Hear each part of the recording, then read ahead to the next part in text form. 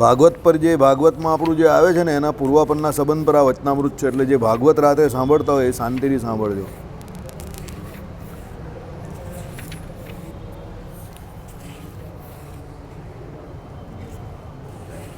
ચાલો. સ્વામિનારાયણ હરે, સ્વામિનારાયણ હરે. તારીખ આજે 15 ડિસેમ્બર 2025. આપણે આજે એકાદશી છે, માગસર મહિનાની એકાદશી છે, માગસર વદ એકાદશી છે. અને આપણે આજે આ રોજ તો આપણે શ્રી રામાનુજાચાર્ય કૃત શ્રી ભાષ્ય જોઈએ છે, પણ આજે આપણે આ અંત્યનું 31મું વચનામૃત જે છે તે જોઈ રહ્યા છે. કારણ કે આપણી જે રાતની સભામાં શ્રીમદ ભાગવત જે દસમ સ્કંદ ચાલે છે, સમજો ઓનલાઈન, એમાં એક જે મુદ્દો આવેલો એનો જવાબ આમાં શ્રીજી મહારાજે બહુ સરસ રીતે આપેલો છે. બરાબર. જે હરિભક્તોને ન ખબર હોય એ બધાને આપણે પાછા એક વખત જણાવી દઈએ. આજે તો એકાદશી છે એટલે આપણું આજે જાગરણ હોય એટલે આજના દિવસને બાદ કરીને, એકાદશીઓને બાદ કરીને દરરોજ રાત્રે 10થી 10:30 આપણે જે એક લિંક મોકલીએ છીએ એ લિંક ઉપર તમે ક્લિક કરશો તો તમને શ્રીમદ ભાગવતના દસમ સ્કંદની કથા ઓનલાઈન સાંભળવા મળશે. હવે બીજો પણ એક ટૉપિક છે, એ છેલ્લે પણ પાછા ડિક્લેર કરશું. અમાસને દિવસે પાછું આપણે પેલી માનસિક રીતે બીમાર દીકરીઓ એમને ત્યાં ભોજનનો કાર્યક્રમ રાખેલો છે, એટલે જેને જે કંઈ સેવા કરવી હોય તે કરી શકે છે.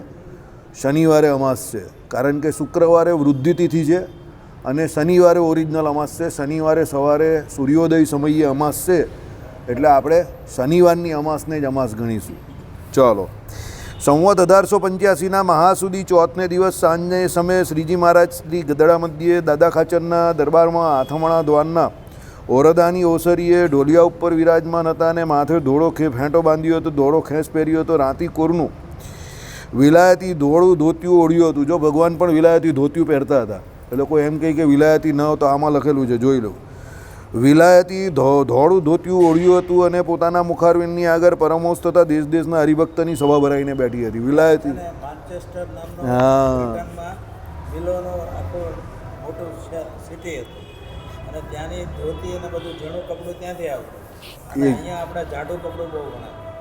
એટલે એ માન્ચેસ્ટરનું કે એવું બહારનું ઇંગ્લેન્ડનું જ કપડું હશે, એટલે અહીંયા વિલાયતી ધોતિયું લખેલું છે. બરાબર. ચાલો.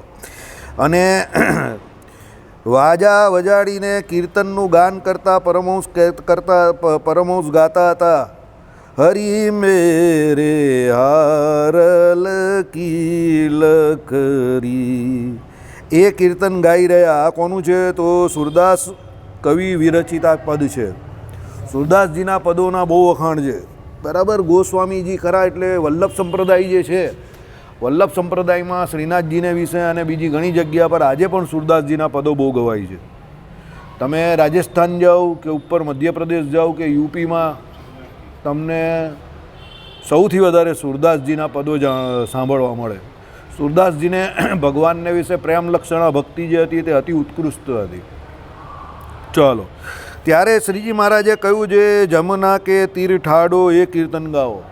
બરાબર. જમુના કે તીર ઠાડો એ આપણી પેલું કીર્તન સાર સંગ્રહ જે છે ને આપણું, એમાં છે એ પદ. બરાબર. પ્રેમાનંદ સ્વામીનું એ પદ છે. પછી એ કીર્તન ગાવા લાગ્યા. ત્યારે એવા સમયમાં શ્રીજી મહારાજ બહુ વાર વિચારી રહ્યા અને પછી બોલ્યા, હવે કીર્તન રાખો, અમે આ એક વાર્તા કરીએ છીએ તે છે તો થોડીક પણ ધ્યાનના કરનારાને બહુ ઠીક આવે એવી છે. બરાબર. પછી વળી નેત્રકમળને મીચીને વિચારી રહ્યા અને પછી બોલ્યા છે, કોટી કોટી સૂર્ય, ચંદ્રમા, સૂર્ય અને અગ્નિ તેના જેવો તેજનો સમૂહ છે અને તે તેજનો સમૂહ સમુદ્ર જેવો જણાય છે. એવું બ્રહ્મરૂપ તેજોમય જે ભગવાનનું ધામ, તેને વિશે જે પુરુષોત્તમ ભગવાનની આકૃતિ રહી છે. હવે આ જે વાત કરી તેજનો સમૂહ, તે કંઈની વાત કરી? અક્ષરધામની વાત કરી, ચિદાકાશની વાત કરી. આપણે જે વાત કરીએ છીએ ને તેજોમય દ્રવ્ય છે. બરાબર. કોનું? અક્ષરધામ જે છે તે કેવા દ્રવ્યનું બનેલું છે? તેજોમય દ્રવ્યનું બનેલું છે. તો એ તેજોમય દ્રવ્ય એટલે કેવું કે જે અપ્રાકૃત દિવ્ય દ્રવ્યનું એ મટીરિયલ જે છે જેમાંથી અક્ષરધામ બનેલું છે, કે ભગવાન અને મુક્તોના જે અપ્રાકૃત દિવ્ય દ્રવ્યના શરીરો બનેલા છે, સમજો એ જ મટીરિયલમાંથી અક્ષરધામ પણ બનેલું છે. સમજો કેવી રીતે? આપણું આ મંદિર, બરાબર, સિમેન્ટ છે, કોન્ક્રીટ છે, જે કંઈ છે તેમાં વસ્તુ, આ ઈંટ છે, આખું મંદિર જે બનેલું છે તે માયાની બધી વસ્તુમાંથી બનેલું છે. મૂર્તિ પણ બનેલી છે તે પાષાણની હોય, કાસ્તની હોય, પંચધાતુની હોય, એ પ્રમાણે મૂર્તિઓ પણ હોય, પણ બધું માયાનું બનેલું છે. આપણું શરીર જે છે તે પણ માયાનું બનેલું છે. સમજો કેમ? આપણું શરીર 24 તત્વોનું બનેલું છે. સ્થૂળ સૂક્ષ્મને કારણે 24 તત્વો કોના છે? માયાના છે. હવે અહીંયા ભગવાનની મૂર્તિઓ જે છે તે પણ તમને બધી અહીંયાનું મટીરિયલ હોય એની જ બનેલી છે. અને આ મંદિરનું દેરું જે છે તે કે મંદિર જે છે તે બધું એ જ મટીરિયલનું બનેલું છે. કારણ કે આ કઈ વિભૂતિ છે? લીલા વિભૂતિ છે. તો લીલા વિભૂતિમાં ઉત્તરોત્તર જે છે તે પ્રધાનપણે માયા વર્તે. એટલે અહીંયા માયાનું પ્રધાનપણું છે. એટલે અહીંયા દરેક વસ્તુ જે છે તે બધી તમને, અહીંયા બધી વસ્તુ તમને ભરપૂર માયાવાળી લાગે. કેમ? અહીંયા ઉત્તરોત્તર માયાનું પ્રધાનપણું છે. સમજો, એટલે માયા અહીંયા અપરિછિન્નપણે રહેલી છે. અપરિછિન્નનો અર્થ કેવો? મર્યાદા વગરની, અમર્યાદિત. એટલે નીચે નીચે જે છે તે કેવી છે? માયા વધારે છે. અને ઉપર ઉપર તમે જાઓ તે ચિદાકાશ જે છે એનું અપરિછિન્નપણું છે. હવે જેમ અહીંયા તમને દરેક વસ્તુ માયાની દેખાય છે અને તમારું શરીર પણ માયાનું જે છે, સમજો, એ જ પ્રમાણે સેમ ટુ સેમ આ જ વસ્તુ તમારે કલ્પના શક્તિમાં વિચારવાની છે. બસ આને આ જ તમારે ડુપ્લિકેશન કરવાનું છે. અક્ષરધામમાં આનાથી એક્ઝેક્ટ ઉલટું છે. આ ભગવાનની જે છે તે કઈ વિભૂતિ છે? આ એક પાદ વિભૂતિ છે, લીલા વિભૂતિ છે. પેલી ત્રિપાદ વિભૂતિ છે. કઈ? નિત્ય વિભૂતિ, જેને આપણે અક્ષરધામ કહીએ છીએ, ચિદાકાશ કહીએ છીએ, બરાબર.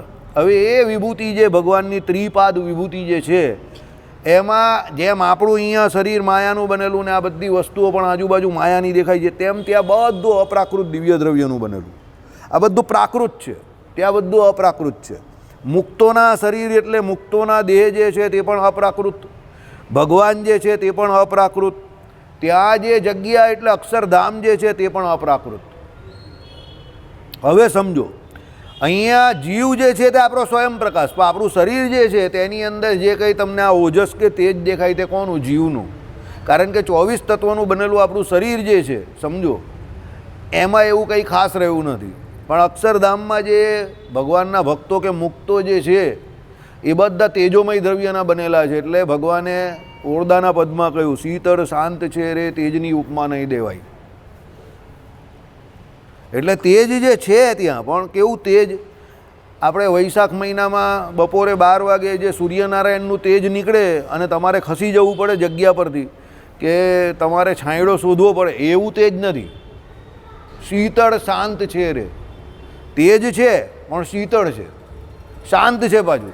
એટલે વૈશાખ મહિનાના ધમધમતા પેલા સૂર્યનારાયણ જેવું નથી કે તમારે આગા ખસી જવું પડે. તમને ગમે એવું તેજ છે, આનંદ પહોંચાડે, આનંદ આપે એવું તેજ છે.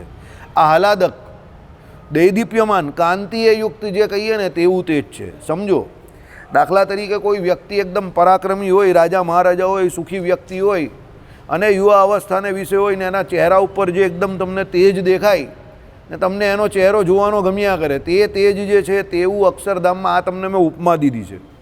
અક્ષરધામ જે છે એમાં રહેલા મુક્તો કે ભગવાન જે છે એ એવા તેજોમય એવા દ્રવ્યનું જે બોડી જે છે તેમનું બનેલું છે. અને અક્ષરધામ જે છે તે પણ એ જ મટીરિયલનું બનેલું છે. જેમ અહીંયા મંદિર કે આપણે બધા માયાના મટીરિયલમાંથી બનેલા, તેમ ત્યાં બધું અપ્રાકૃત છે. સમજો, આ તમારી સમજણ માટે, બરાબર? ચાલો, એટલે ભગવાનનું ધામ તેને વિશે જે પુરુષોત્તમ ભગવાનની આકૃતિ રહી છે, આકૃતિ એટલે કેવી? મૂર્તિ, બરાબર. તે આકૃતિમાં તે આકૃતિમાંથી એ પોતે ભગવાન અવતાર ધારે છે.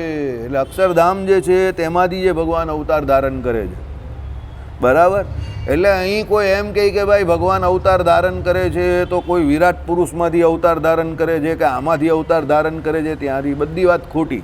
બધું ગપ્પમ ગપ્પે ગપ્પા. ગરમ ગરમ ભજીયા જેને મન ભાવે એમ મૂકે ને તેમ ભજીયા છે, બરાબર. ભગવાને ચોખ્ખું વચનામૃતમાં કહી દીધું. શું કહી દીધું? કે ભાઈ ભગવાન જે અવતાર ધારે છે તો અક્ષરધામમાં જે પરરૂપ ભગવાનનું રહ્યું છે, અપ્રાકૃત દિવ્ય દ્રવ્યનું બનેલું જે ભગવાનનું રૂપ છે, એ રૂપ જ જે બધા અવતારનું કારણ છે. બધા અવતાર એમાંથી થાય છે ને બધા અવતાર એને વિશે જ પાછા લીન થાય છે. એટલે ભગવાનના અવતારનું મૂળ કારણ કયું? તો પેલું પરરૂપ. એ પરરૂપ જ્યારે સંકલ્પ કરે ત્યારે જ એ ભગવાન અહીંયા અવતાર ધારણ કરે. પછી એ દેવ રૂપે આવે, મનુષ્ય રૂપે આવે, પશુ રૂપે આવે, પક્ષી રૂપે પણ આવે, કોઈ પણ રૂપે આવે, પણ આવે એ ભગવાન જ છે. અને કોઈ પણ રૂપે આવે એ ભગવાન પોતે ભગવાન જ રહેવાના, કારણ કે ભગવાનનું ભગવાનપણું જતું નથી. સમજો, દાખલા તરીકે જ્યારે એમ કહીએ કે પાંડવોને અજ્ઞાતવાસ થયો ત્યારે અર્જુનજી જે છે તે 1 વર્ષ માટે પેલા બૃહનલ્લાનું રૂપ ધારીને રહ્યા. બરાબર, બૃહનલ્લા નાનીયતર જાતિના હતા, સ્ત્રી પણ ન હતા અને પુરુષ પણ ન હતા. પણ જ્યારે પેલા કીચકને મારવાનો હતો અને ભીમસેને એ કીચકને માર્યો ત્યારે બૃહનલ્લા જે ઢોલ વગાડતા હતા, અને પછી જ્યારે કૌરવોએ એ વિરાટ નગરી ઉપર આક્રમણ કર્યું ત્યારે પેલા ઝાડ પાસે જે એમના હથિયારો પડેલા હતા, ધનુષ ને બાણ ને તલવાર ને આદિ, તે પેલા જે કોઈ વિરાટનો પેલો છોકરો જે હતો એને કહ્યું કે ચાલ પેલા ઝાડ પાસે લઈ જાય, અને ઝાડ પાસેથી ત્યાંથી હથિયારો ભેગા કર્યા અર્જુનજીએ. અને પછી ભીષ્મ, આચાર્ય, દ્રોણ, દુર્યોધન, દુશાસન, કર્ણ એ બધા જોડે અર્જુનજીએ જે યુદ્ધ કર્યું, તો કોઈ નાન્યતર જાતિનો વ્યક્તિ એ યુદ્ધ કરી શકે? ત્યારે અર્જુન એના સંપૂર્ણ રૂપમાં હતા. સમજો, 13 વર્ષનો જે પેલો 11 વર્ષનો જે ગુસ્સો હતો ને વનમાં રહેલા ને 1 વર્ષ પાછા જે અજ્ઞાતવાસમાં, એ ગુસ્સો હતો તે બધો એમનો ત્યારે એમના હથિયાર ઉપર હતો. ઓકે, એટલે પુરુષ પણ નહીં ને સ્ત્રી પણ નહીં. બરાબર, હા, એટલે આપણે એને વ્યંઢર કહીએ. નાન્યતર જાતિ હું એટલા માટે બોલું કે સભામાં આપણે અમુક શબ્દનો ઉપયોગ ન કરીએ ત્યાં સુધી સારું એમ. બરાબર, એ પણ અર્જુનજી જેવા જેને સંપૂર્ણ નર તરીકે શાસ્ત્રો કહે છે. હવે એના જેવા વ્યક્તિ એ ભલે એમને રૂપ એવું ધારણ કર્યું કે ભાઈ ડાન્સ ટીચર બની ગયા, નૃત્ય શીખવાડતા હતા, બરાબર, પણ એ શીખવાડવાથી એમનું પુરુષત્વ મટી નહીં જતું. અને એમણે જે યુદ્ધ કર્યું તો એવું યુદ્ધ કર્યું કે પિતામાં ભીષ્મએ ત્યારે એને આશીર્વાદ આપી દીધો, અને પિતામાં ભીષ્મએ કહી દીધું આજ અર્જુન કો દેવરાજ ઇન્દ્ર ભી નહીં હરા सकता. કેમ? ઓળખી ગયા, એને એનું કવટ જોઈ લીધું, એનું પરાક્રમ, આજ इसको કોઈ નહીં હરા सकता. બરાબર, दुर्योधने કહ્યું કે પિતામાં આપ कुछ कर नहीं रहे हो, अरे मैं क्या आज उसको देवराज इंद्र भी नहीं हरा सकता. કર્ણની તો વાત જ છોડો. બરાબર, અને અર્જુને બધાના કપડાં બપડા બધું ફાડી નાખેલું તે દિવસે. સમજો, એક પિતામાં ભીષ્મ અને આચાર્ય દ્રોણ, એનું જે ઉપરીય વસ્ત્ર જે કહીએ આપણે, ઉત્તરીય વસ્ત્ર જે કહીએ, એ એણે રહેવા દીધેલું. કેમ? સન્માનનીય વ્યક્તિ હતા ને એટલે. બાકીના બધાના કપડાં બપડા બધું ઉતારી નાખેલું એણે. સમજો, ગુસ્સામાં હતો ને માણસ. બરાબર, એટલે કહેવાનું તાત્પર્ય શું છે? કોઈ વ્યક્તિ કોઈ વ્યંઢરનું કે કોઈ એવું રૂપ ધારણ કરે એટલે એની જે વાસ્તવિકતા જે છે એ મટી નહીં જતી. તો ભગવાન જ્યારે દેવ રૂપે આવે કે મનુષ્ય રૂપે આવે કે પછી ઋષિ રૂપે, અધમાનવ, અધપશુ રૂપે આવે, તો ત્યારે એ ભગવાન એ રૂપે આવે. એનો મતલબ એવો નથી કે એ ભગવાન જે છે તે દેવ એટલે દેવ થઈ ગયા, મનુષ્ય એટલે મનુષ્ય થઈ ગયા, અધપશુ અધ નર રૂપ ધારણ કરે એટલે એવા થઈ ગયા. ભગવાન ભગવાન જ રહેવાના. સમજો, આ વાત બહુ સમજવા જેવી છે. કેમ સમજવા જેવી છે? કે આપણે જ્યારે ભગવાનને મનુષ્ય રૂપે જોઈએ અને ભગવાનના મનુષ્ય ચરિત્ર જોઈએ તો આપણે ભગવાનને વિશે મનુષ્ય ભાવ આવી જાય. દેવ રૂપે જોઈએ તો દેવ ભાવ આવી જાય, પશુ રૂપે જોઈએ તો પશુ ભાવ આવી જાય. અરે ભાઈ, એ બહારનું રૂપ નહીં જોવાનું, એ ભગવત તત્વને જોવાનું છે, પરમાત્મા તત્વને જોવાનું છે. અને નિશ્ચય જે આપણે કરવાનો છે તે પરમાત્મા તત્વનો નિશ્ચય કરવાનો છે. બહાર તો એ ગમે તે રૂપ ધારે. ઋષિ અવતારમાં જે રૂપ ધારણ કર્યું તો એ ભગવાન ગમે તે રૂપ ધારે, ભગવાન ભગવાન જ રહેવાના છે, અને એ નિશ્ચય ભગવાનનો કરવાનો છે. વર અવતાર, કેટલા બધા એવા તો અવતાર ધારણ કર્યા કે જેમાં ભગવાન સામાન્ય પશુ જેવા લાગે. તમને હયગ્રીવ અવતાર જોઈ લો તો ઘોડા જેવા ભગવાન ફૂફાડા મારતા હતા.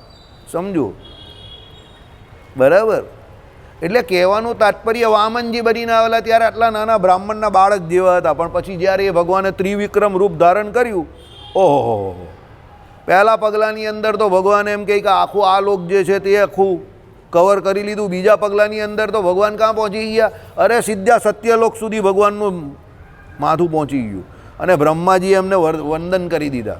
ઓહો, તમે તો અહીંયા સુધી પહોંચી ગયા. બરાબર, ગયેલા ત્યારે વામન રૂપે હતા હાવ, અને જ્યારે 3 પગલાં માપવાના હતા ત્યારે 2 પગલાંની અંદર તો બધું કવર કરી નાખ્યું. બોલ ત્રીજું કામ મૂકું. 3 પગલાં આપવાનો તે સંકલ્પ કરેલો છે. હવે ત્રીજું મારે કામ મૂકવું. બોલ. બરાબર. પણ બલિરાજાની પત્ની હતી ને બહુ બુદ્ધિશાળી હતી. એ કે તમારી પાસે જે વસ્તુ હતી તે તમે એમને આપી દીધી, તમારી જાત તો હજુ તમે પોતે તો બાકી જ છો ને. એટલે એણે આમ ઇશારો કર્યો. આપણે ત્યાં એક કહેવત છે, ગ્રહસ્થની ઘરવાળી સારી તેનો સંસાર સુધરી જાય, અને ઘરવાળી ડોટ તેનો સંસાર પણ ડોટ. ખરાબ શબ્દનો પ્રયોગ ન કરવો. એટલે એ એટલો ભાગ્યશાળી હતો બલી કે એને એની પત્ની સારી મળેલી. એટલે એણે ઇશારો કર્યો કે હજુ તમે તમારી જાતને નથી આપી, તમે તમારી વસ્તુઓને આપી છે. એટલે શરણાગતના લક્ષણમાં શું આવે છે? આત્મા અને આત્મીય સર્વસ્વ પરમાત્માને સમર્પિત કરવાનું છે. સર્વ વત્તા સ્વ. તો સર્વ એણે આપી દીધું બલીએ. એની પાસે જે હતું આ લોક અને સ્વર્લોક, જે ઉપરના લોક હતા, બધું એણે આપી દીધું. બરાબર છે. પણ સ્વ હજુ બાકી હતું ને. બરાબર. સ્વ હજુ બાકી હતું. એટલે એની પત્નીએ જે આમ ઇશારો કર્યો એટલે બલીની લાઈટ ઝપકી, હજુ હું તો બાકી જ છું. એટલે એણે ભગવાનને કહ્યું કે મારો હજુ અહંકાર, કે હું બલી છું, ત્રિલોકીનો રાજા છું, એ મારા અહંકાર ઉપર, એટલે મારા માથા ઉપર તમે પગ મૂકી દેવું એટલે તમારું ત્રીજું પગલું પૂરું થઈ ગયું. ભગવાને પોતાના ચરણારવિંદનું સ્થાપન બલીના માથાને વિશે કરી દીધું. બરાબર. બલીનું ચરિત્ર સમજવા જેવું છે. એના ગુરુએ એને શુક્રાચાર્યએ ચેતવેલા કે આ 3 પગલાં માંગે છે એટલે નક્કી વિષ્ણુ છે. વિચારીને એમ કહે, નહીં આપતો એમ કે સંકલ્પ ન કરતો. ત્યારે બલીએ શું કહ્યું? જો એ વિષ્ણુ છે અને મારી પાસે માંગવા આવ્યા છે તો મારે આપવું જ જોઈએ. કારણ કે વિષ્ણુ તો જગતની સ્થિતિને રાખનારા છે. આખા જગતને વિષ્ણુ જ બધું આપે છે. તો જો એ આખા જગતને દેનારો મારી પાસે આવીને માંગે તો એનો હાથ આમ છે આજે, ને હું આપનારો છું, તો હું તો ઓટોમેટિક મોટો થઈ ગયો. તો મારે આપવું જ જોઈએ. સમજો. તમે કેવું છો એ પ્રમાણે એ વિષ્ણુ છે ને એ છળ કપટ કરીને મારી પાસે માંગવા આવેલો છે, મારે આપવું જ જોઈએ. જે આખા જગતને આપનારો છે એ આજે મારી પાસે માંગવા આવેલો છે. બરાબર. અને એણે દીધું એટલે ધન્ય છે બલીને. ત્યારથી આપણે ત્યાં આ એક શબ્દ પડી ગયો, બલિદાન. એટલે દાનમાં બલિદાન સૌથી શ્રેષ્ઠ. કેમ કહ્યું? બલીએ દાન કરેલું તે સૌથી શ્રેષ્ઠ છે. એટલા માટે એ સર્વસ્વ જે સમર્પિત કરવું એને બલિદાન કહેવાય. એટલે એ બલિદાન શબ્દ બલીથી આવે છે. સમજો. બરાબર. એટલે આ પ્રમાણે ભગવાનની કોઈ પણ મૂર્તિ હોય એનું મૂળ જે છે તે અક્ષરધામ છે. આ સમજવાનું છે કે ભાઈ ભગવાન કોઈ આ સર્વવ્યાપક દરેક જગ્યા પર અત્ર તત્ર સર્વત્ર સર્વવ્યાપક જે છે એમાંથી અવતાર ધારણ નહીં કરતા. સમજો. ભગવાન અક્ષરધામના મૂળ રૂપ જે છે તે જ પરમાત્મા પર રૂપે જે રહ્યા છે એ જ સંકલ્પ કરે કે મારે આ રૂપ ધારણ કરવું છે. એટલે એ રૂપે કરીને ભગવાન વધારે. ચાલો. ભગવાન અવતાર ધારણ કરે છે અને એ ભગવાન કેવા છે? તો ક્ષર અને અક્ષરથી પર છે, સર્વ કારણના પણ કારણ છે, અને અક્ષરરૂપ એવા છે, અનંત કોટી મુક્ત તેમણે પણ સેવ્યા છે, ચરણ કમળ જેના એવા છે. બરાબર. સર્વ કારણના કારણ કોણ છે? ભગવાન જ છે. સર્વ કારણમાં સર્વ કયા કયા? બોલ વિશાલ. સર્વ કારણના કારણ. તો સર્વ કારણ કોણ કોણ? શું સર્વ કારણમાં શું આવે? What do you mean by સર્વ કારણના કારણ? ઓકે. સર્વ કારણના કારણ. તો સર્વમાં કોણ કોણ આવે? આપણે બધા એટલે કોણ કોણ? હા, આગળ વધો. ઓકે ઓકે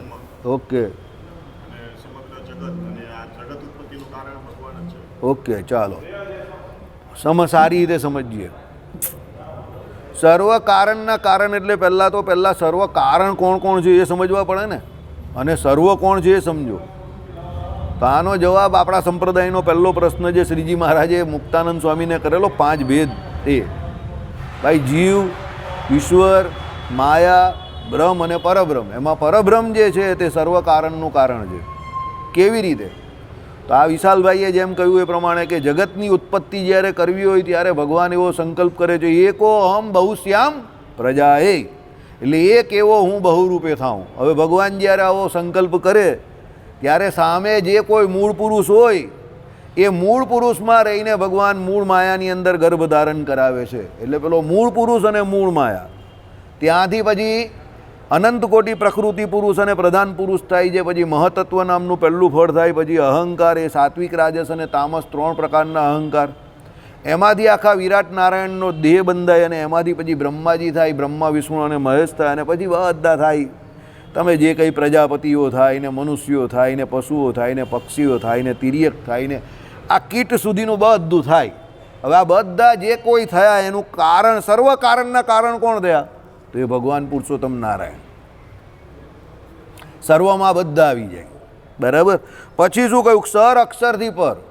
ક્ષર એટલે શું? તો ભાઈ અહીંયા જેટલું તમને માયાનું દેખાય છે તે બધું નાશવંત છે, બધું નાશ પામે છે. એટલે એ એનાથી ભગવાન જુદા છે. અક્ષર એટલે શું? તો ભાઈ અક્ષરધામ જે ચિદાકાશ જે કહ્યું એ સર્વનો આધાર છે, એનાથી પણ એ પરમાત્મા પર છે. બરાબર.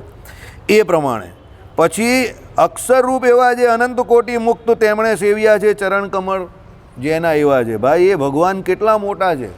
તો અક્ષરધામમાં જે અક્ષરરૂપ મુક્તો જે છે તે ભગવાનના ચરણ કમળને કાયમ માટે સેવી રહેલા છે, જેને માયા જોડે કોઈ લેવા દેવા નથી, જેને આપણા આ લોકમાં જે કંઈ સુખ દુઃખ, જન્મ મરણ, બરાબર, જે કંઈ પણ હર્ષ શોક સુખ દુઃખ જન્મ મરણ સુધા પીપાસા જે 6 ઉર્મિઓથી પર થઈ ગયા છે, જે પોતે સત્યકામ, સત્ય સંકલ્પ, વિજરો, વિમૃત્યુ, વિજિગિત્સા આદિક જે અષ્ટગુણે યુક્ત છે, એવા જે મુક્ત જીવો છે, જે નિત્ય મુક્તો છે, એ પણ એ ભગવાનના ચરણ કમળને સેવે છે. એટલે ભગવાનની સેવા કરે છે.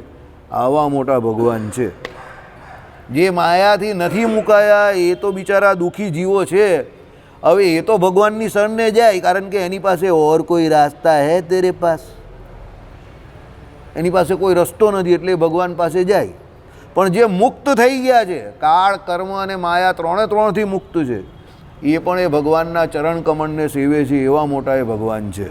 ચાલો, એટલે એવા જે છે તે એવા એ ભગવાન તે જ પોતે દયાએ કરીને જીવના પરમ કલ્યાણ કરવાને અર્થે હમણાં પ્રકટ પ્રમાણ થકા તમારી સર્વેની દ્રષ્ટિને ગોચર સાક્ષાતપણે વર્તે છે. આટલા મોટા જે ભગવાન છે તે પ્રગટ પ્રમાણ થકા, એટલે ભગવાન પોતે પોતાનો અહીંયા નિશ્ચય કરાવે છે કે ભાઈ એ અક્ષરધામ જે છે એમાં રહ્યા અમે, તે જ પોતે પ્રગટ રૂપે અત્યારે તમારી સામે ઊભા રહેલા છે. સમજો. એટલે ભગવાન પોતે અક્ષરધામમાંથી આવેલા, એની ભગવાને અહીંયા શું સાબિતી આપી. બરાબર. સર્વની દ્રષ્ટિને ગોચર સાક્ષાતપણે વર્તે છે. એટલે તમારી દ્રષ્ટિને ગોચર, ગોચર એટલે દેખાવું, એટલે તમારી દ્રષ્ટિથી અમે એકદમ સામે જ તમને દેખાઈએ છીએ. માટે તે જે ધામમાં રહી મૂર્તિ અને આ પ્રકટ શ્રી કૃષ્ણની મૂર્તિ તેમાં અધિકપણે સાદ્રશ્યપણું છે. તે શ્રી કૃષ્ણની જે મનુષ્યરૂપ મૂર્તિ, સમજો, એટલે એ કઈ? એ અક્ષરધામની મૂર્તિ અને પ્રગટ જે શ્રી કૃષ્ણની મૂર્તિ. અહીંયા ભગવાને પોતે પોતાને પણ શ્રી કૃષ્ણ કહ્યા. સમજો. બરાબર. એટલે ભગવાન અહીંયા કોઈ પણ રૂપ લઈને આવે, રામ રૂપે આવે, શ્રી કૃષ્ણ રૂપે આવે, શ્રી હરિ રૂપે આવે, સ્વામિનારાયણ બનીને આવે, કોઈ પણ રૂપે ભગવાન આવે. એ ભગવાનની પ્રકટ જે અહીંયા મૂર્તિ જે છે તે અને અક્ષરધામની મૂર્તિ, એમાં અણુ સરખો પણ તફાવત કે નાના મોટાપણું કે ન્યૂન અધિકપણું નથી. જે અક્ષરધામમાં ભગવાન છે તે ડિક્ટો ટુ ડિક્ટો, કોપી ટુ કોપી એ જ ભગવાન અહીંયા છે.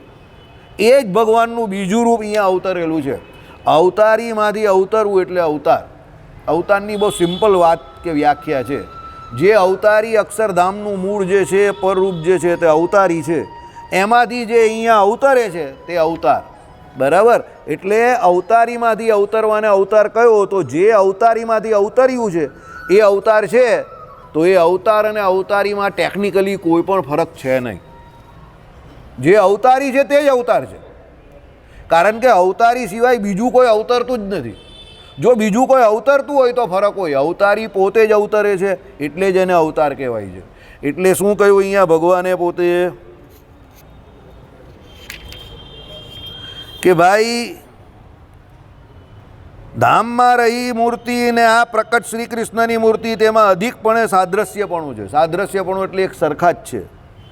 તે શ્રી કૃષ્ણની જે મનુષ્યરૂપ મૂર્તિ, તેને ધ્યાનનો કરતલ જે હોય તેની જે દ્રષ્ટિ જે છે તે ભગવાનના રૂપ વિના બીજા રૂપ વિષય માત્રમાં અતિશય વૈરાગ્યને પામીને જે ભગવાનના રૂપમાં જ લુબ્ધ થાય, ત્યારે તેને જે પ્રત્યક્ષ ભગવાનની મૂર્તિને ધામની મૂર્તિ એ બેમાં લગાર પણ ભેદ ન જણાય.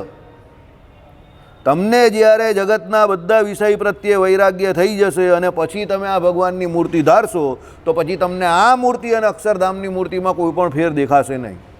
પણ આપણે જગતના વિષયોમાં વૈરાગ્ય થતો નથી, એને કારણે આપણે આ મૂર્તિ જે છે તે અક્ષરધામની મૂર્તિ જેવી દેખાતી નથી.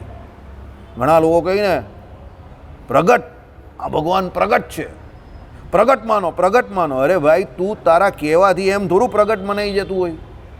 જો કોઈના કહેવાથી કંઈ થઈ ગયું હોય તો હું ક્યાંનો મુકેશભાઈ અંબાણીને ત્યાં આવી ગયો હું, પણ હું નથી આવ્યું. એ જે બહુ મોટી સાબિતી છે કે ભાઈ એમ કોઈના કહેવાથી પ્રગટ નહીં થઈ જતું. એમ તમારા કહેવાથી એ પ્રગટ ભગવાન છે, પ્રગટ ભગવાન છે. હવે એ તો બહુ વાર સાંભળ્યું, એનાથી થોડા એ પ્રગટ ભગવાન તમારા માટે થઈ જવાના છે. એ તો તમને જગતના વિષયો પ્રત્યે જેટલો વૈરાગ્ય થશે, જેટલા ટકા તમને વિષયો પ્રત્યે વૈરાગ્ય છે એનાથી એક્ઝેક્ટ જેટલા ટકા બચ્યા એટલા ટકા તમને ભગવાનને વિશે હેત છે. હવે તમે એમ કહો કે તમને જગતના વિષયો પ્રત્યે હજુ 50% વૈરાગ્ય છે અને 50% હેત છે, તો તમને ભગવાનને વિશે 50% જ હેત છે, હજુ 50% બાકી છે. હવે એનું કારણ શું છે તે સમજો. એ વૈરાગ્યમાં ઓછપ એટલે છે કે તમને જ્ઞાન જે છે એને વિશે શિથિલતા છે. કઈ શિથિલતા જ્ઞાનને વિશે? આત્મા પરમાત્મા સંબંધી. એ જ્ઞાનને વિશે શિથિલતા કેમ છે? તો ધર્મ જે પહેલો જે છે એ પાળવામાં કાચપ છે. એટલે જેટલી ધર્મ પાળવામાં કાચપ એટલી આત્મા પરમાત્મા સંબંધી જ્ઞાન જે છે એને વિશે તમને ઉણપ. એટલે જે સાર અસારનો વિવેક જે છે તે આપણે પૂર્ણપણે થતો નથી. એટલા માટે જગતના વિષયો પ્રત્યે આપણે વૈરાગ્ય જેવો થવો જોઈએ શાસ્ત્રોમાં કયો એવો થતો નથી, અને એ વિષયો પ્રત્યે જેવો થવો જોઈએ એવો વૈરાગ્ય થતો નથી. એટલે ભગવાનની આ જે પ્રકટ મૂર્તિ જે છે એને વિશે આપણે પ્રગટપણું મનાતું નથી. બાકી આ મૂર્તિ અને અક્ષરધામની મૂર્તિ એમાં અણુ સરખો પણ ભેદ નથી. આવું અહીંયા ભગવાન કહેવા માંગે છે. આપણા માટે અત્યારે આ અર્ચા મૂર્તિ જે છે, આ જે ઘનશ્યામ મહારાજ કે નારાયણ મુનિદેવ કે હરિકૃષ્ણ મહારાજ જે છે એ જ પ્રગટ છે. ત્યારે મનુષ્ય રૂપે ભગવાને અવતાર ધારણ કરેલો તો એ પ્રગટ હતા, પણ આપણા માટે કોણ પ્રગટ છે? આ મૂર્તિ જ પ્રગટ છે. એટલે તમને આ મૂર્તિને વિશે પ્રકટપણાનો ભાવ ક્યારે આવે? જ્યારે તમને જગતના વિષયો પ્રત્યે વૈરાગ્ય થાય ત્યારે. પણ એ વૈરાગ્ય થતો નથી, એને કરીને ભગવાનને વિશે આપણે સંપૂર્ણ સ્નેહ થતો નથી. ચાલો,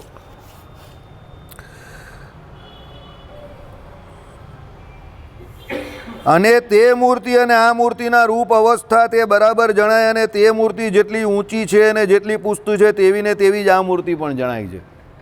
બધું એક સરખું જ છે. એ મૂર્તિ અને આ મૂર્તિમાં કોઈ ફરક જ નથી, લગારેક પણ ફરક નથી. બધું same to same, height, body બધું એકને એક જ છે. તમારા ઘનશ્યામ મહારાજ જે આપણા જે છે ને એ જ જોઈ લેવાના, સમજી જાઓ. બરાબર? જે મૂર્તિ તમે ધારો છો ને તમને એ જ મૂર્તિ પ્રાપ્ત થવાની છે. કારણ કે ભગવાન સત્યકામ સત્ય સંકલ્પ છે, અંતર્યામી પણ રહેલા જ છે. તમે જે મૂર્તિ ધારશો એ મૂર્તિ તમને દેખાશે ભગવાનની. બરાબર? ચાલો, પણ તેમાં ને આમાં એક રોમનો પણ ફેર ન જણાય અને અતિશય એકપણું જણાય. એવી રીતે તેમાં ને આ મૂર્તિમાં ફેર લગાર પણ નથી, અને આ મૂર્તિ અને તે મૂર્તિ એક જ છે. એક રોમનો પણ ફેર જણાતો નથી. રોમ એટલે ખબર ને, આપણા શરીર પર જે રોમ હોય ને એ રોમ કહેવાય, રૂવાળા. એટલો પણ એ ભગવાનની મૂર્તિ અક્ષરધામની ને આમાં ફરક નથી. પણ આપણે એ ફરક કેમ નથી દેખાય? એટલે આપણે ફરક કેમ દેખાય છે? ભગવાનને વિશે આપણે હેત કેમ નથી? આપણે જગતના વિષયો પ્રત્યે હજુ વૈરાગ્ય થયો નથી. સમજણ આપણી હજુ જોઈએ એવી સ્થિર થઈ નથી. હજુ આપણે જગતને વિશે માલ માનેલો છે. હજુ આપણે જગતનું બધું અહીંયા પણ બધું સારું સારું રહે, લોકો જોડે સંબંધ બી સારા રહે, બધું સારું રહે, આ લોકમાં પણ સારું રહે, એવી બધી ઘણી બધી વાસનાઓ છે, ઈચ્છા છે, જેને કરીને પરમાત્માને વિશે આપણે હેત થતું નથી જેવું થવું જોઈએ એવું. બરાબર? ચાલો, એવી જે પ્રત્યક્ષ મૂર્તિ તેનું ધ્યાન નેત્રને આગળ બહાર કરે ત્યારે તો તેમાં ને એમાં એને લગાર પણ ફેર નથી, અને તે જ મૂર્તિને ધ્યાનનો કરતલ પ્રતિલોમપણે પોતાના નેત્રમાં જુએ ત્યારે તે જ મૂર્તિ પ્રથમ જણાતી તેવી ન જણાઈને નેત્રમાં કીકીમાં જેવડી મૂર્તિ છે તેવડી જણાય છે. હવે આ બધા સ્થાનોની વાત કરી, કારણ કે આંખમાં સત્વગુણ વર્તે છે, અને અહીંયા કીકી જે છે એટલે બહાર જેવી એ મૂર્તિને બહાર અત્યારે જેવી જોતો હોય અને પછી એને આંખમાં ધારીને જોઈ તો આંખમાં જે આપણી કીકી છે એટલી એને મૂર્તિ દેખાય. બરાબર? એ અહીંયા વાત કરી.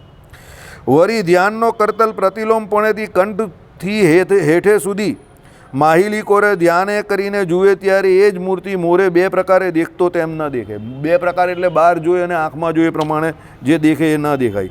તે જ મૂર્તિને બહુ જ મોટી અને બહુ જ ઊંચી અને બહુ જ જાડી અને બહુ જ ભયંકર એવી દેખે. હવે જે મૂર્તિ એને આંખમાં અહીંયા કીકી જેટલી દેખાતી હતી એ જ અહીંયા પછી ધીરે નીચે હેઠે ઉતારે અને કંઠ પ્રદેશને નીચે અહીંયા તમો ગુણ વર્તે છે એટલે ત્યાં એ મૂર્તિ એને એકદમ જાડી ને એકદમ ભયંકર ને વિશાળ એવી દેખાય. બરાબર. ચાલો. અને તે જ સૂર્યને આથમિયા ટાણું થાય ત્યારે છાયા મોટી લાંબી થાય પણ પુરુષના શરીર પ્રમાણે નથી રહેતી તેમ તે મૂર્તિ પણ પૂર્વે કહી તેવી મોટી થાય. પછી એ મૂર્તિને હૃદયને વિશે રહી જે બુદ્ધિ તે બુદ્ધિને વિશે જુએ ત્યારે બુદ્ધિમાં રહ્યો જે પોતાનો જીવ તેને વિશે જુએ ત્યારે તે જ મૂર્તિને અંગુષ્ઠ માત્ર પરિમાણે જુએ. આપણે આ પરમ કે ચોથે દિવસ આ સત્સંગની અંગુષ્ઠ પરિમાણની વાત કરેલી એટલે આ વચનામૃત લીધું. તમને થાય કે આજે એકદમ કેમ આ વચનામૃત લીધું? એટલે લીધું. એટલે પહેલાં આંખને વિશે જોઈ, જો પહેલાં બહાર જોઈ તો જેવી આ મૂર્તિને અક્ષરધામની મૂર્તિ એવી, પછી આંખને વિશે ધ્યાનનો કરનારો જુએ તો એને કીકી જેવી દેખાય. કંઠને વિશે જોઈ તે જ મૂર્તિ એને અતિશય વિશાળ અને લાંબીને એવી દેખાય. હવે એ જ મૂર્તિને હૃદયને વિશે રહેલી બુદ્ધિ, સાંભળો, અને બુદ્ધિને વિશે જુએ ત્યારે બુદ્ધિમાં રહ્યો જે પોતાનો જીવ તેને વિશે જુએ ત્યારે તે જ મૂર્તિને અંગુષ્ઠ પરિમાણે જુએ એટલે અંગૂઠા જેટલી આટલી દેખાય. સમજો? બરાબર. હવે આ કોના માટે શક્ય છે? જેને ભગવાનની સાકારપણાની દ્રઢ પ્રતીતિ છે અને મૂર્તિને વિશે જેને હેત છે તેને આ દેખાય. બરાબર. સાંભળો. અલગ અલગ જગ્યાએ અલગ અલગ આકાર દેખાય એનું શું? ગુણ ગુણ અહીંયા સત્વગુણ વર્તે, અહીંયા તમો ગુણ વર્તે, અહીંયા રજોગુણ વર્તે. હવે સાંભળો, એ જ્યારે અંદર જાય ને પછી હૃદયને વિશે રજોગુણ વર્તે, પછી અંદર જીવને વિશે જાય તો જીવનો કોઈ ગુણ નહીં. એટલે પછી આ અંગુષ્ઠ પરિમાણ દેખાય તો આટલી દેખાય. અલગ અલગ પ્રકારના ગુણ વર્તે જ આપણે અહીંયા આવશે. આનો એ નહીં કહ્યું આમાં, એ બુદ્ધિને વિશે એમાં જો સાંભળો. પછી એ મૂર્તિને હૃદયને વિશે રહી જે બુદ્ધિ અને બુદ્ધિને વિશે જુએ. સાંભળો, પછી એનું કંઈ કહ્યું નથી. અને તે બુદ્ધિમાં રહ્યો જે પોતાનો જીવ તેને વિશે જુએ. એટલે પછી એ બુદ્ધિમાં પછી એનો જીવ રહ્યો તેને વિશે. કારણ કે અંતઃકરણ જે છે મન, બુદ્ધિ, ચિત્ત ને અહંકાર એ જીવના સૌથી નજીકના મિત્રો છે. સાંભળો, આપણે એવું કહે કે બુદ્ધિ છે ને એ બ્રેનમાં છે, પણ અહીંયા કેમ હૃદય વિશે આમાં જે અંતઃકરણની વાત કરેલી છે તે મન, બુદ્ધિ, ચિત્ત ને અહંકાર તે જીવથી સૌથી નજીક રહ્યા છે. સૌથી વધારે જીવની જ્ઞાન શક્તિ જે છે તે મન, બુદ્ધિ, ચિત્ત ને અહંકારને વિશે છે. પછી એની જ્ઞાન શક્તિઓ જે છે તે આપણા ઇન્દ્રિયોને વિશે છે. સમજો, આંખમાં જે પ્રકાશપણું જે છે તે તો એની અંદર રહેલા સત્વગુણ વિશેષ પ્રધાન છે એટલે છે. એટલે આંખને વિશે, કીકીને વિશે એ મૂર્તિ ત્યાં એટલી દેખાય છે. ગળાને વિશે, કંઠને વિશે તમો ગુણ પ્રધાન છે એટલે મોટી દેખાય છે અને અહીંયા રજોગુણ છે. એ નહીં કહ્યો પણ એ બીજા શાસ્ત્રના પ્રમાણો છે, બીજી જગ્યા પર છે. આંખ જે છે સત્વગુણ કેવી રીતે સમજો? સત્વગુણની વ્યાખ્યા શું થાય? જે જેવું છે તેવું યથાર્થ જ્ઞાન કરાવે તે. હવે આંખને વિશે સત્વગુણ કેવી રીતે છે? તમે જોવો છો તો જ્યારે તમને સત્વગુણ વર્તતો હોય, જાગ્રત અવસ્થા હોય ત્યારે તમારી આંખ ખુલ્લી અને જાગ્રત અવસ્થા, તો જાગ્રત અવસ્થાનું મૂળ કારણ શું છે? તો સત્વગુણ છે. કંઠને વિશે જ્યારે જાય ત્યારે તમારી અવસ્થામાં ભેદ થાય, ત્યારે એમ કહી કે જીવ જ્યારે કંઠને વિશે જતો હોય ત્યારે શું છે? સ્વપ્ન અવસ્થા વર્તે ત્યારે એને તમોગુણ વર્તે. એ તમોગુણ પ્રધાન અવસ્થા છે. બરાબર. એ પ્રમાણે અવસ્થાના ભેદે કરીને એ પ્રમાણે કહ્યું છે. સમયનો અભાવ છે પણ આ સમજવાનું છે કે અહીંયા સત્વગુણ છે, અહીંયા તમોગુણ છે. એટલે તમોગુણ છે એટલે એ મોટી દેખાય. તમોગુણમાં બધી વસ્તુ તમને ભયંકર દેખાય. જે જેવું છે તેવું ન દેખાય. એ તમોગુણનું કાર્ય છે, ભયંકર દેખાય. એટલે લખેલું છે જો અહીંયા સાંભળો. તેમ મૂર્તિ પણ સાંભળો, કાં ગઈ? હા, બહુ જ જાડી ને બહુ જ ભયંકર એવીને દેખે એટલે તમોગુણને કારણે. બરાબર. ચાલો, હવે જીવ તેને વિશે જુએ ત્યારે તે જ મૂર્તિને અંગુષ્ઠ માત્ર પરિમાણે જુએ અને દ્વિભૂત જણાય. એટલે જેવી અક્ષરધામની મૂર્તિ છે એવી જ એને એ અંદર દ્વિભૂત જણાય આ અંગુષ્ઠ પરિમાણમાં. બરાબર. સાંભળો, અને દ્વિભુજ કે ચતુર્ભુજ જણાય પણ મોરે 3 પ્રકારે દેખી તેવી ન દેખાય. ચતુર્ભુજ પણ કઈ છે એ તમને મેં કહ્યું એ પ્રમાણે અંદર જે મૂર્તિ તમને દેખાશે ને એ તમે જેવી બહાર ધારશો ને એવી જ દેખાશે. પ્રહલાદજીનું બેસ્ટ ઉદાહરણ છે એમાં. હા, ધ્રુવજીનું બેસ્ટ ઉદાહરણ છે એમાં. કે તમે જે બહાર મૂર્તિ ધારો છો ભગવાન એ જ રૂપે તમને દર્શન આપશે, જ્યારે પણ દર્શન આપશે ત્યારે. એટલે બહાર મૂર્તિ ધારો છો એટલે એનો મતલબ એવો નહીં તમે બહાર જે મૂર્તિ જે છે એને ધ્યેય બનાવો અને અંદર પછી જે ધારો છો એ જ મૂર્તિ તમને બહાર ભગવાન એવા જ રૂપે તમને દર્શન આપશે. ચતુર્ભુજ તો ચતુર્ભુજ, દ્વિભુજ તો દ્વિભુજ. એ ભગવાન છે દ્વિભુજ અક્ષરધામમાં, પણ ભગવાન પોતાના ભક્તના સંકલ્પને લઈને જેવો એ ભગવાનનો ભક્ત સંકલ્પ કરે કે જેવું એ મૂર્તિને ધારે એ પ્રમાણે એને દર્શન આપે. બરાબર? ચાલો, એટલે ત્રણે કઈ એ એવી ના દેખાય અને પછી વળી એ ધ્યાનના કરતલને પ્રતિલોમપણે પોતાના જીવથી પર કોટી કોટી સૂર્યને ચંદ્રને અગ્નિ તેજ ચંદ્ર અગ્નિના તેજના સમૂહને વિશે એ મૂર્તિ જણાય છે. તે જેવી દ્રષ્ટિ આગળ જણાતી હતી તેવી જ રીતની જણાય છે, પણ લગાર પણ ફેર નથી જણાતો. સાંભળો, હવે આ જે ચિદાકાશને વિશે અંદર જે કહ્યું એની વાત છે. આ મારે અહીંયા પહોંચવાનું હતું એટલે થોડીક ઉતાવળ કરતો હતો, પણ બીજા બધા સવાલોમાં આપણે ઉલજી ગયા. મેઇન મુદ્દો આ છે. જીવને વિશે અંદર આપણો ચિદાકાશ જે રહ્યો છે તે ચિદાકાશ, હવે એ ચિદાકાશ અને અક્ષરધામ જે છે તે પણ ચિદાકાશ. તો અક્ષરધામમાં જે ચિદાકાશમાં મૂર્તિ રહેલી છે તે જ મૂર્તિના દર્શન તમને અહીંયા અંદર પણ થાય, એ ચિદાકાશમાં દેખાય ત્યારે. એટલે તમારી વૃત્તિ જે છે ભગવાને એક બીજા વચનામૃતમાં કહ્યું છે ધીરે ધીરે પાતળી થાય. એ પાતળી થવું એનો મતલબ એવો છે અહીંયા કે તમારી વૃત્તિ જે આ માયામાં જે છે તેમાંથી પેલો ચિદાકાશ જે છે ને, અત્યારે આપણે ચિદાકાશ અહીંયા દેખાતો નથી, પણ જે સમાધિનિષ્ઠ વ્યક્તિ હોય કે જેને ભગવાનની મૂર્તિના દર્શન થતા હોય એને એ ચિદાકાશ દેખાય. તો એ મય તમારી વૃત્તિ થવી જોઈએ. સમજો? એટલે આ બધો જે જગતનો માયાનો વેપાર જે છે એ બધો મૂકીને પેલી ચિદાકાશવાળી વૃત્તિ તમારી થવી જોઈએ. તો એ ચિદાકાશની અંદર તમને જ્યારે મૂર્તિ દેખાશે તો પેલી જેવી અક્ષરધામની મૂર્તિ છે એવી સેમ ટુ સેમ દેખાશે. કારણ કે જીવને વિશે પણ એ ચિદાકાશ રહેલો છે પાછો, એવું નહીં કે નહીં રહ્યો. સમજો? કારણ કે ચિદાકાશ સર્વવ્યાપક છે. હવે જીવ તમે કહો આટલો નાનો, એમાં ચિદાકાશ કેવી રીતે? પણ એ સર્વનો આધાર છે એટલે બધામાં રહેલો જોઈએ. બરાબર? સાંભળો, એટલે મૂર્તિ જણાય છે તે જેવી દ્રષ્ટિ આગળ જણાતી હતી તેવી જ રીતની જણાય છે, પણ લગાર ફેર નથી જણાતો. માટે ગુણાતીત એવું જે અક્ષરધામ તેને વિશે જે મૂર્તિ છે તે જ મૂર્તિ આ પ્રત્યક્ષ છે અને એ બેમાં ફેર નથી. અને તે ધામની મૂર્તિ ગુણાતીત છે, તેમજ મનુષ્ય મૂર્તિ પણ ગુણાતીત છે. એટલે પેલું શુદ્ધ સત્વમય કહેલું જ ને, તે ગુણાતીતના અર્થમાં લેવું. હવે સમજ પડી? ત્રણે ત્રણ ગુણથી અતીત, એટલે સત્વ, રજ અને તમ એ ત્રણ ગુણ જે માયાના કયા જેનું આપણું શરીર બનેલું છે, ભગવાનમાં એવું કંઈ તમારે કલ્પવું નહીં. એ બધું ગુણોથી પર વર્તે છે.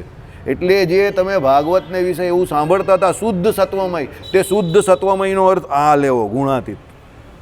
અહીંયા માયાનો સત્વગુણ ન લેવો. બરાબર છે? જે ભાગવત સાંભળતા હશે રાત્રે એને સમજ પડી જશે. આ તમારા લોક માટે અમે આ વચનામૃત લીધું કે તમે એ શુદ્ધ સત્વમયમાં અટવાયા કરો ને, એટલે તમને સમજાવવા માટે કે શુદ્ધ સત્વમયનો અર્થ આ જ થાય, ગુણાતીત. સમજો શું કહ્યું? તેમજ મનુષ્ય મૂર્તિ પણ ગુણાતીત છે અને પૂર્વે જે મૂર્તિમાં ફેર પડ્યો તે તો ગુણમય એવા જે સ્થાનક તેણે કરીને પડ્યો. નેત્રમાં સત્વગુણ લખેલું જ છે ને સાહેબ. નેત્રમાં સત્વગુણ, કંઠમાં રજોગુણ અને બુદ્ધિમાં રહ્યો જે જીવ તે પણ ગુણમય છે. હવે બુદ્ધિમાં રહ્યો એટલે બુદ્ધિમાં રજોગુણ છે. સમજો? બરાબર? એમ વાર્તા કરીને પછી બોલ્યા જે મોરે ગાતા હતા તે કીર્તન ગાઓ. એવી રીતે શ્રીજી મહારાજે પોતાના પુરુષોત્તમ સ્વરૂપના નિરૂપણની વાર્તા પરોક્ષપૂર્ણ કરીને કહી. ઇતિ વચનામૃત અંત્યનું 31મું જે તે થયું. ઘરે જઈને બધા વચનામૃતનો અભ્યાસ કરજો. બહુ સરસ વચનામૃત છે. બહુ સરસ એટલે બહુ સરસ. એટલે જ આજે એકાદશીમાં ચાલવું છે. શ્રીપતિમ શ્રીધરમ સર્વદેવેશ્વરમ. અમાસને દિવસે આપણે પેલી માનસિક રીતે બીમાર નાની છોકરીઓ છે ત્યાં ભોજનનો કાર્યક્રમ રાખેલો છે શનિવારે. જેને જે કંઈ દેવું હોય તે દઈ જાય. અને આ ભૂદેવને ભાઈ જે મદદ કરવી હોય તે કરે. ભાઈ આ ભૂદેવને ત્યાં કંઈક કાર્યક્રમ છે, તે ભૂદેવને તમારે જે કંઈ મદદ કરવી હોય તે કરી